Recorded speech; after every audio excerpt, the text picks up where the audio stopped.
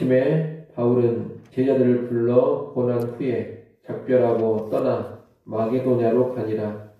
그 지방으로 다녀가며 여러 말로 제자들에게 권하고 헬라에 이르러 거기 석 달 동안 있다가 배 타고 수리아로 가고자 할 그때에 유대인들이 자기를 해하려고 공모함으로 마게도냐를 거쳐 돌아가기로 작정하니 아시아까지 함께 가는 자는 베레아 사람 브로의 아들 소바더와 데살로니가 사람 아리스다고와 세군도와 더베 사람 가이오와 및 디모데와 아시아 사람 두기고와 드로비모와 그들은 먼저 가서 드로아에서 우리를 기다리더라. 우리는 무교절 후에 빌립보에서 배로 떠나 닷새만에 드로아에 있는 그들에게 가서 이래를 머무니라. 그 주간의 첫날에 우리가 떡을 떼려 하여 모였더니 바울이 이튿날 떠나고자 하여 그들에게 강론할세 말을 밤중까지 계속하매 우리가 모인 윗다락에 등불을 많이 켰는데 유두고라 하는 청년이 창에 걸터 앉아 있다가 깊이 졸더니 바울이 강론하기를 더 오래 하매 졸음을 이기지 못하여 3층에서 떨어지거늘 일으켜보니 죽었는지라. 바울이 내려가서 그 위에 엎드려 그 몸을 안고 말하되 떠들지 말라 생명이 그에게 있다 하고 올라가 떡을 떼어 먹고 오랫동안 곧 날이 새기까지 이야기하고 떠나니라. 사람들이 살아난 청년을 데리고 가서 적지 않게 위로를 받았더라. 우리는 앞서 배를 타고 아소에서 바울을 태우려고 그리로 가니 이는 바울이 걸어서 가고자 하여 그렇게 정하여 준 것이라. 바울이 아소에서 우리를 만나니 우리가 배에 태우고 미둘레네로 가서 거기서 떠나 이튿날 기오 앞에 오고 그 이튿날 사모에 들르고 또 그 다음날 밀레도에 이르니라. 바울이 아시아에서 지체하지 않기 위하여 에베소를 지나 배 타고 가기로 작정하였으니 이는 될 수 있는 대로 오순절 안에 예루살렘에 이르려고 급히 가미러라. 아멘. 에베소에서의 소요가 있은 후에 바울은 에베소를 떠납니다. 바울은 19장 21절에서 계획했던 대로 마게도냐로 건너가서 그 지역의 교회들을 돌아보고 마게도냐 아래에 위치한 헬라로 또 가서 3개월간 머무릅니다. 마게도냐 지역에는 바울이 2차 전도 여행 때 세웠던 빌립보, 데살로니가, 베레아 교회가 있습니다. 그리고 헬라에는 아덴, 고린도, 겐그레아 교회가 있습니다. 바울은 이 교회들을 쭉 돌아보고 살핀 것입니다. 사도행전에서 계속 보여주는 것은 이미 세워진 교회를 돌아보고 또 돌아보는 바울의 모습입니다. 바울은 교회를 새로 세워가면서 동시에 이미 세워진 교회를 든든히 세우는 일도 결코 소홀히 하지 않았습니다. 오늘 우리도 바울이 보여준 이 균형을 잘 유지할 수 있어야 합니다.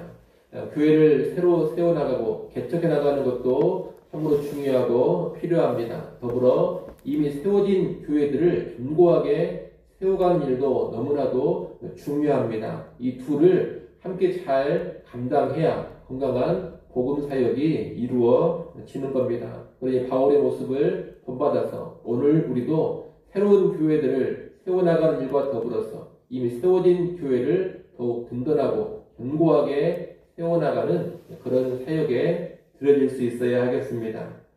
바울은 헬라에서 3개월간 머무른 후에 거기에서 바로 배를 타고 수리아로 가고자 했습니다.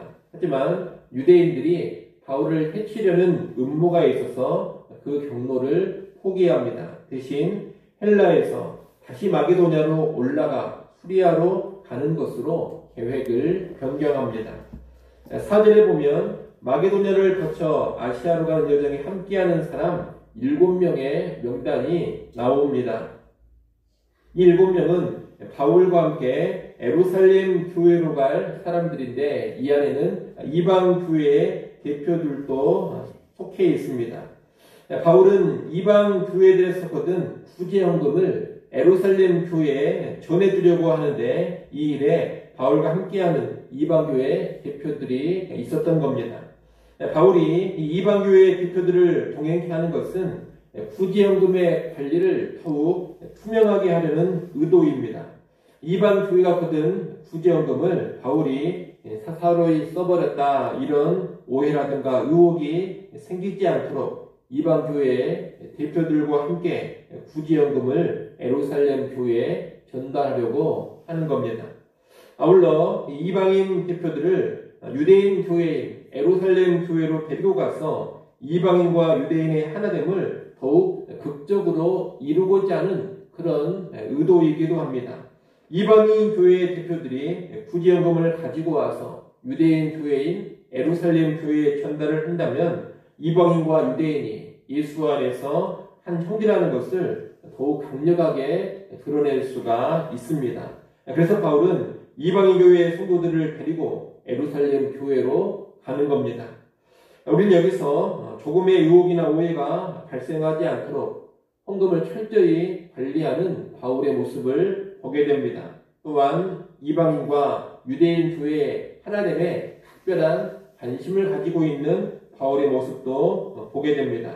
오늘 이 모습도 우리가 본받을 수 있어야 하겠습니다. 오늘 우리도 헌금을 오해의 소지 없이 투명하게 철저하게 관리하는 모습을 보여줘야 합니다. 또한 교회의 하나됨을 이루는 일에 특별한 관심을 가지고 살아가야 하겠습니다. 바울과 함께하는 이 7사람은 바울보다 먼저 아시아 지역의 드로아로 갔습니다. 그리고 바울은 좀 더 늦게 출발해서 드로아에서 이들과 합류합니다. 이후 바울은 드로아에서 1회를 머무르고 안식 후 첫날 그 주일에 드로아 교회 성도들과 함께 모임을 갖습니다. 이 모임은 주일 저녁에 있었는데 당시에는 주일에 쉬지를 않았기 때문에 저녁에 모인 겁니다. 이 주일 저녁에 모임에 관한 기록이 쭉 나와 있는데 이 기록은 바울 당시에 이미 초대교회 성도들이 주일날 공식적인 모임을 가졌음을 알려줍니다. 초대교회는 이때부터 이미 부활의 날인 주일에 함께 모이는 그런 문화를 가지고 있었던 겁니다. 그 주일 저녁의 모임에서 바울은 열정적으로 말씀을 강론하는데 늦은 밤중까지 오래도록 말씀을 가르쳤습니다. 그리고 이 과정에서 유두고라 하는 청년이 졸다가 창 밖으로 떨어져 죽고 죽은 유두고를 바울이 다시 살리는 그런 기적이 일어납니다. 구체적인 내용은 언급하지 않겠습니다만 이 사건은 열정과 위로라는 두 가지 교훈을 우리에게 줍니다. 이 사건에서 우리는 먼저 말씀에 대한 열정을 봅니다. 바울은 밤 늦게까지 아주 긴 시간 하나님의 말씀을 강론합니다. 또 강론을 마친 뒤에도 보면 날을 세워서 드로아 교회의 성도들과 대화하며 영적인 교제를 나눕니다. 또한 성도들은 밤 늦은 시간까지 오래도록 계속되는 강론을 그대로 듣습니다. 졸았던 유두고 역시 일을 마치고 와서 피곤한 중에 긴 말씀을 듣다가 졸게 된 겁니다. 이 유두고라는 이름은 그 당시 노예들에게 많이 사용되어지는 이름입니다. 이로 보아서 유두고는 노예였던 것으로 보입니다. 그런 주일에 종일토록 일하다가 저녁 모임에 참석을 한 겁니다. 얼마나 피곤했겠습니까? 그 피곤한 몸으로 와서 말씀을 듣다 말씀이 너무 길어지니 졸게 된 겁니다. 여하튼 지금 이 드로아에서의 모임을 보면 지도자나 성도들이나 하나님의 말씀을 향한 아주 강력한 열정, 열심이 있습니다. 그런 열정, 열심이 오늘 우리에게도 있어야 할 것입니다. 말씀을 열정적으로 풍성히 가르치고자 하는 그런 지도자들이 있어야 합니다. 더불어 모임과 말씀에 열정적인 성도들, 긴 시간의 강론도 기꺼이 들으며 배우고자 하는 성도들도 있어야 합니다. 지도자와 성도의 그런 말씀에 대한 열정 가운데 교회는 건강하게 세워져 가는 겁니다. 이 사건이 주는 또 하나의 교훈은 하나님의 위로입니다. 이 열정 가득한 모임에 유도고가 졸다가 떨어져 죽는 뜻밖의 사고가 터졌습니다. 그러나 하나님은 바울을 통해서 죽은 유두고를 살려내십니다. 죽은 유두고가 살아난 것은 이들에게 아주 큰 위로가 됐습니다. 12절 말씀을 한번 보십시오. 12절에 보면 사람들이 살아난 청년을 데리고 가서 적지 않게 위로를 받았더라 이렇게 말하고 있습니다. 성도들은 죽은 자가 살아나는 이 기적을 체험하면서 하나님의 살아계심과 역사심에 대해서 더욱 큰 확신을 갖게 되었습니다. 핍박이 많고 힘겹게 신앙생활을 하는 그런 시대에 놀라운 기적이 일어나서 큰 위로가 되어준 것입니다. 또한 이 일은 노예 생활하면서 예수를 믿는 유두고에게도 커다란 위로가 됐을 것이고 바울과 드로아 교회 전체 공동체에도 아주 큰 위로가 됐을 겁니다. 하나님은 말씀의 열정을 가지고 살아가는 이들을 이렇게 위로하시며 격려해 주신 겁니다. 바울은 이후에 드로아를 떠나는데 바울과 함께한 사람들은 바울에 앞서서 배를 타고 앗소로 갑니다. 그리고 바울은 배를 타지 않고 육로로 걸어서 갑니다. 바울은 육로로 가면서 가는 길에 있는 교회들을 돌아보려고 한 것으로 보입니다. 이렇게 바울의 일행은 먼저 배를 타고 앗소로 가고 바울만 육로로 걸어서 앗소까지 오게 됩니다. 그리고 이 앗소에서 바울은 일행을 만나서 배를 타고 같이 이동합니다. 14절, 15절에 보면 바울 일행의 여정이 쭉 나옵니다. 바울 일행은 앗소에서 미둘레네로 갑니다. 거기서 이튿날 기오 앞으로 또 그 다음날 사모에 들르고 그 다음날 밀레도에 이릅니다. 이 앗소에서 밀레도까지의 여정은 아주 빨리 움직이는 여정입니다. 16절 하반절에 나와 있는 것처럼 오순절 안에 예루살렘으로 급히 가려고 움직이는 모습인 겁니다. 하지만 이렇게 급히 움직이는 일정 가운데서도 바울은 사람, 교회에 대한 관심을 조금도 잃어버리지 않습니다. 우리가 이미 앞에서 본 것처럼 이 바울은 마게도냐 또 헬라에서 3개월 이상 머물렀습니다. 드로아에서도 일주일 이상 머물렀습니다. 그리고 그 뒤에도 보면 두로 가이사랴에서도 여러 날 머무르는 바울의 모습을 우리가 보게 됩니다. 이런 바울의 여정을 자세히 보면 바울은 교회가 없는 곳은 빨리빨리 지나갑니다. 하지만 교회가 있는 곳에는 며칠이라도 머무르면서 그 교회의 성도들과 교제하고 말씀으로 권면하는 일을 꼭 합니다. 바쁜 일정을 제쳐가면서도 교회와 영혼들에게 계속해서 관심을 집중하고 있는 바울의 모습인 겁니다. 오늘 우리도 이 바울의 모습을 기억하고 적용할 수 있어야 합니다. 여러분, 선교라든가 목회의 최우선의 과제는 다른 것이 아닙니다.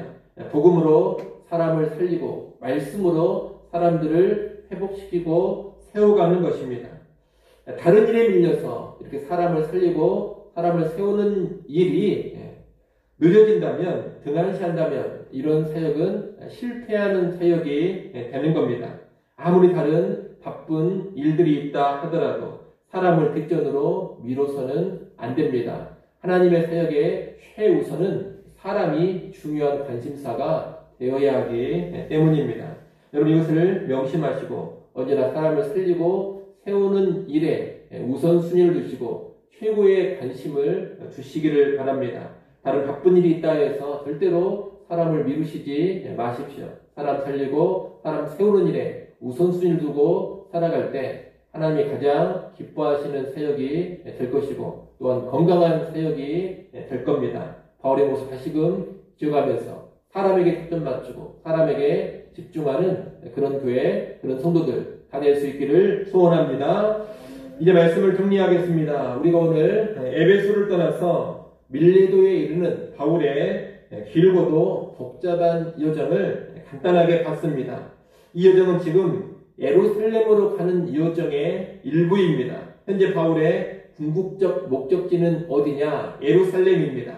이방인 교회가 모은 구제요금을 전달하고 유대인과 이방인의 하나됨을 어떻게든 더 강화시키려고 하는 바울의 열망이 깃들어 있는 여정입니다. 이 여정 중에 나타나는 여러 가지의 바울의 모습들은 바울의 사역이 어떠한 사역이었는지를 잘 보여주는 것이고 우리에게도 귀한 여러 가지 교훈을 줍니다. 그런 교훈들에 따라서 우리 삶에 도전되는 것들을 적절히 적용할 수 있기를 바랍니다. 기도하겠습니다.